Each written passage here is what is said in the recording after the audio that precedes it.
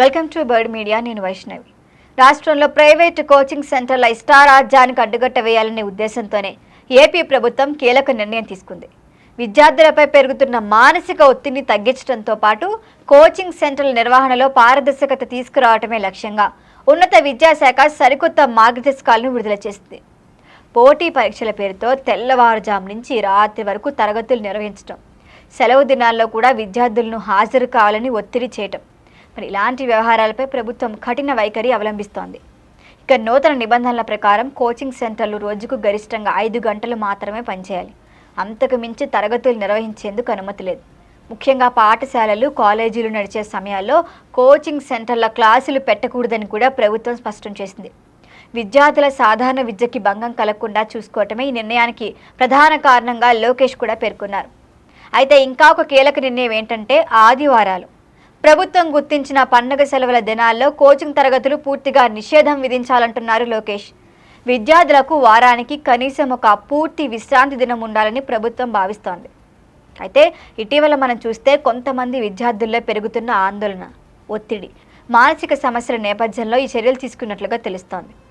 అత్యధిక మార్కులు అనే లక్ష్యంతో టార్గెట్ పెట్టి పిల్లలపై పెడుతున్న భారం తగ్గించడమే ప్రభుత్వ ఉద్దేశమని ఇప్పటికే లోకేష్ చెప్తున్నారు. మరి నిబంధనలను అతిక్రమించే సంస్థలపై కఠిన చర్యలు తీసుకోబోతున్నారు. మొదటిసారి ఉల్లంఘిస్తే 50,000 జరిమానా, రెండోసారి గనక ఉల్లంఘిస్తే 1,00,000 వరకు జరిమానా విధించబోతున్నారు. అవసరమైతే ఆ కోచింగ్ సెంటర్ లైసెన్స్ను కూడా రద్దు చేసే అవకాశం ఉందని కూడా హెచ్చరించారు లోకేష్.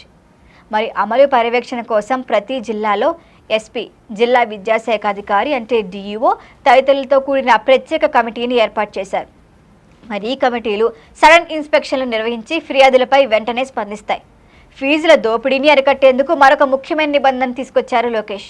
ఏదైనా కారణంతో విద్యార్థి కోర్సు మధ్యలో మానేస్తే మిగిలిన రోజులకు సంబంధించిన ఫీజును చెల్లించాల్సి వస్తుందంటే తిరిగి ఇవ్వాల్సి వస్తుంది. నో రీఫండ్ అనే విధానంపై ఇకపై అమలు చేయరాదని కూడా స్పష్టం చేసింది. దీనివల్ల పేరెంట్స్పై పడుతున్న ఆర్థిక భారం కొంత తగ్గుతుందని భావిస్తున్నారు. అంతేకాకుండా విద్యార్థుల ఒరిజినల్ సర్టిఫికేట్లను కోచింగ్ సెంటర్లు తమ వద్ద ఉంచుకోవడాన్ని కూడా పూర్తిగా నిషేధిస్తున్నారు.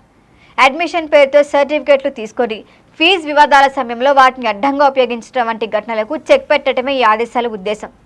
సర్టిఫికేట్లు నిల్వ ఉంచితే కఠిన చర్యలు తీసుకుంటామని కూడా లోకేష్ హెచ్చరించారు. మరి ప్రభుత్వ తాజా నిర్ణయాలపై విద్యార్థులు తల్లిదండ్రుల నుంచి హర్షం వ్యక్తం చేస్తున్నారు.